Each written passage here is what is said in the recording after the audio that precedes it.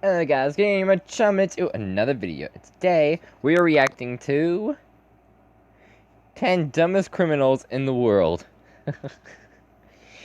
And first of all, in a chicken suit? Really? Okay, enough babbling. Some people never quite fail to surprise with their stupidity. Wait, hold up.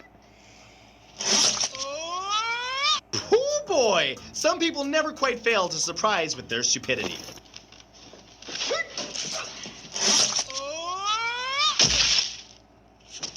There have been a lot of stupid people in history that tried to pull off crimes seemingly without a brain. Some people that either just had no game plan or tried robbing the wrong person. So today we're going to be looking at history's finest examples of moronic criminals who tried to commit a felony but failed spectacularly. So let's get right into it. These are the 10 dumbest criminals in the world.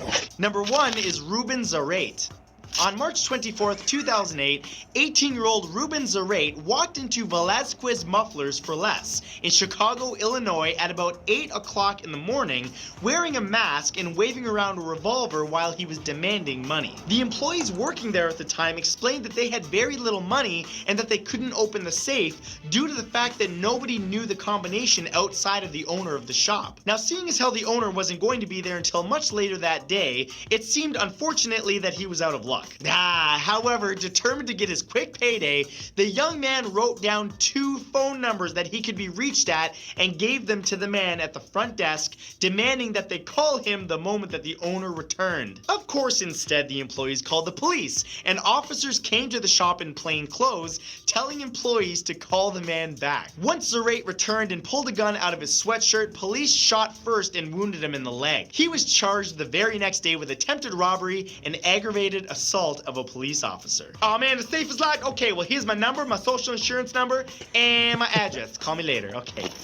Number 2 is Derek. Hold up. You're dumb.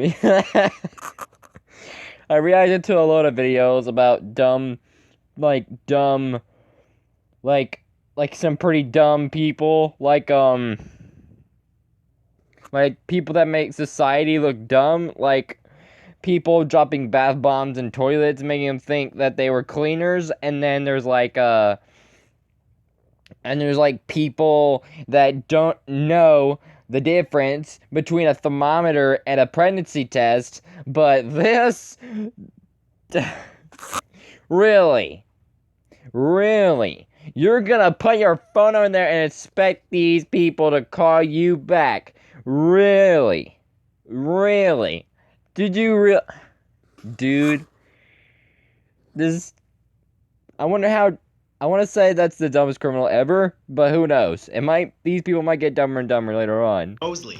You know what they say, don't bring a knife to a gunfight, or at least bring more than a bat. On July 25th, 2013, 22-year-old Derek Mosley walked into a gun shop called Discount Gun Sales, located in Beaverton, Oregon, with nothing else but a baseball bat in his hand. Yeah, a gun shop. He smashed one of the glass display cases in order to steal a gun, but somehow never stopped to think that the shop's owner, clearly a gun enthusiast, might actually have a gun on him. Sure enough, the store manager pulled out his firearm, pointed it at Mosley, and demanded for him to get down on the ground. Other than pooping his pants, Mosley dropped the unloaded gun and knife and followed the instructions without incident. When police arrived, they found Mosley on the floor and arrested him immediately, charging him with first-degree robbery, first-degree theft, second-degree criminal mischief, and, naturally, unlawful possession of a firearm. Ha! You a stupid son of a... Number 3 is Joey Miller and Matthew McNelly. On October 23rd of 2009, before attempting to rob a home in Carroll, Iowa, 23-year-old Matthew McNelly and 20-year-old Joey Miller decided instead of hiding their identities the traditional way, using masks or pantyhose. Aw, man, an ad. and 20-year-old Joey Miller Use a decided mask. instead of hiding their identities the traditional way, using masks or pantyhose, they would use permanent black marker. So they got a couple of Sharpies and scribbled all over their faces to disguise themselves. Oh man, brilliant. Nobody should have been able to recognize them, right? Well, the thing is, the problem with permanent marker is, permanent. After a call came in about the attempted burglary and suspects escaping in a vehicle, police managed to stop a car fitting the description, and they were absolutely shocked by what they saw. There were Miller and McNelly, still with marker on their faces. Appropriately nicknamed Dumb and Dumber, the two were charged with attempted burglary, and since the two were allegedly intoxicated at the time, McNelly was also charged with driving under the influence. Number 4 is Christian Bala. After his body was found in a stream in Wrocław, Poland in 2000, local small business owner Dariusz Janicki's murder went unsolved. That was until 2003 when police came across Amok, a book written by Polish author Christian Bala. In the book, the character was murdered in the same way that the man was, described using information that only the true killer would be aware of, as investigators never released it to the media. After further investigation, police found numerous other similarities between Bala and the book's main antagonist, Chris. As it turns out, Bala was the murderer and the book was a chronicling of what he did. He was arrested in 2007 and was sentenced to 25 years in prison for the planning and committing of the murder of Dariusz Janicki. But interestingly, his book sales ended up exploding because of his conviction. Yeah, I guess that's one way to sell a book. Number 5 is Darren Kimpton. If you've got over 36 convictions for breaking and entering and burglary, odds are pretty good that you're probably terrible at it. Specifically the getting away part. Someone should have told 49-year-old Darren Kimpton that a long time ago before he decided to break into the same house twice in one night. While trying to break into a Northampton, England home on December 22nd, 2012, Kimpton cut himself, leaving some blood on the door lock. Wanting nothing more than to steal items to sell in order to buy Christmas presents for his parents, he went to try breaking into the same house again. What he failed to notice, however, was that police were already on the property, as the homeowner had already obviously called the police. After putting his hand through the already broken window and trying to let himself in, the police watched him enter. Look at this stupid fool. You got this on camera? Yeah, I got the Billy Bat. We taking this fool down. Following a brief struggle, Kimpton was caught, and tests later confirmed that the blood on the house's lock was indeed his. Well, I really hope Darren's parents enjoy their soap and cigarette Christmas gift. Number 6 is Quentin J. Thomas. On December 27, 2005, 20-year-old Stephen Kelly of Maryland was shot in the back of the head and killed during a robbery gone wrong. Shortly after, 22-year-old Quentin J. Thomas was arrested and charged with the murder. While awaiting his trial, Another one.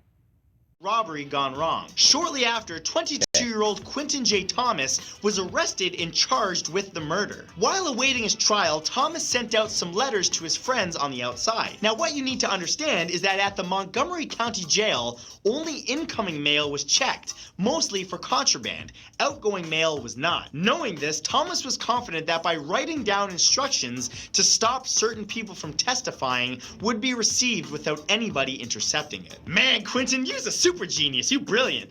Except for the fact that when you put incriminating orders in writing and then misspell the address on the envelope, oh, that's not good. The letter arrived back to the prison marked return to sender. And of course, as incoming mail to the prison, it was opened by guards and Thomas was busted. It was added to the prosecutor's evidence and Thomas was later sentenced to life without parole.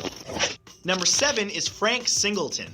In March of 2008, 21-year-old Frank Singleton was released from a Florida County jail after serving time for a misdemeanor trespassing charge. Realizing that his journey home would require nearly a 6.2-mile-long hike, he decided to take a shortcut by carjacking someone and driving their car home. That someone was 23-year-old Justine Lapierre, who cooperated with the ex-con when handing over the keys when he demanded them. Yeah, see, the problem is though, sadly for Singleton, he didn't get very far because, as it turns out, the car that he'd stolen was a 2006 Nissan 350Z, a car that had a manual transmission. Since he didn't know how to drive stick, Singleton was unable to operate the vehicle and was immediately arrested. Now, you might be asking yourself, but Matt, how did he get caught so quick? Why didn't he just run away? Well, it turns out that the car that he stole was parked in the jail visitors parking lot. Yeah, that's right. He walked out of jail a free man, got lazy, and tried carjacking a car right out of a police parking lot. He literally wound up right back in his cell, now charged with carjacking, and all because he didn't feel like walking. Oh, you lazy, oh, you stupid. Oh, got a bit of cough. Number 8 is James Allen. As any experienced shoplifter will tell you, it's never a good idea to hit the same place twice, but that clearly was never advice heard by this guy. After successfully robbing a corner store on February 23, 2012, 28-year-old James Allen returned to rob the same shop on March 2nd, only 10 days later. The second time, however, things didn't exactly go as planned. After waving a plastic gun and grabbing some cash from the till, Allen tried to run off, pushing the pull door, obviously without success. He kicked at the door violently, wanting to kick out the glass panels, but instead fell backwards into a drinks display. Frustrated, he removed the balaclava he was wearing right in front of the security cameras and demanded that the manager, Amanda Kroc, let him out. As if that wasn't bad enough, just 3 hours later, the police found him still on the same street as the shop with his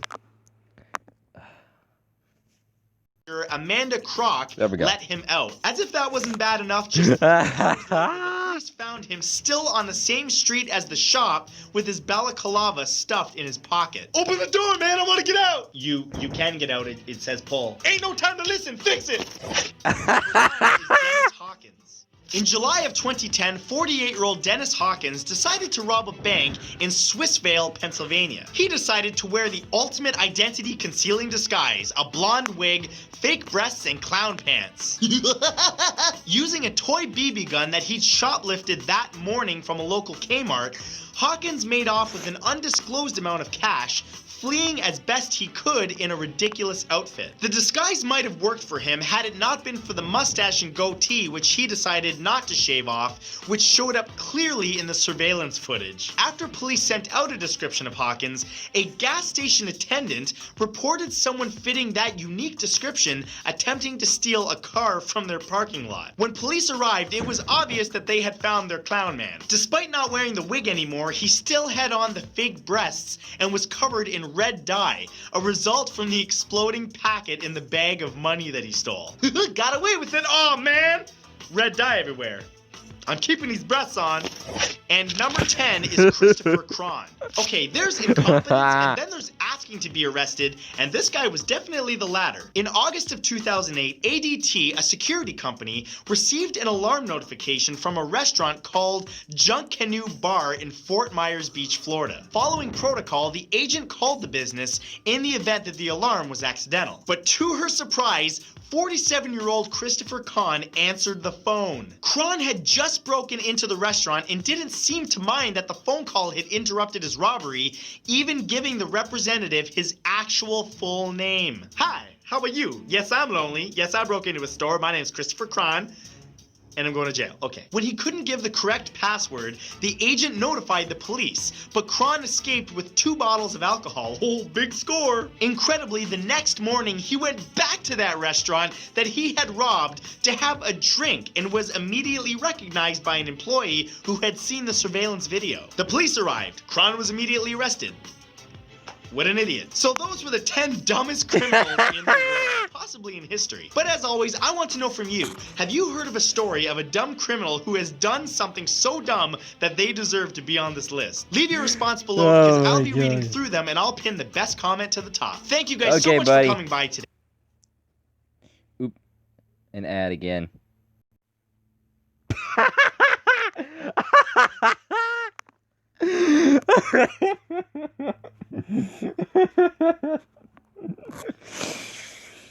Yours are the dumbest people. Oh my god. Really? I've seen a lot of people be stupid, but I didn't think some people were that stupid. I didn't think there were people that are that stupid, especially as criminals.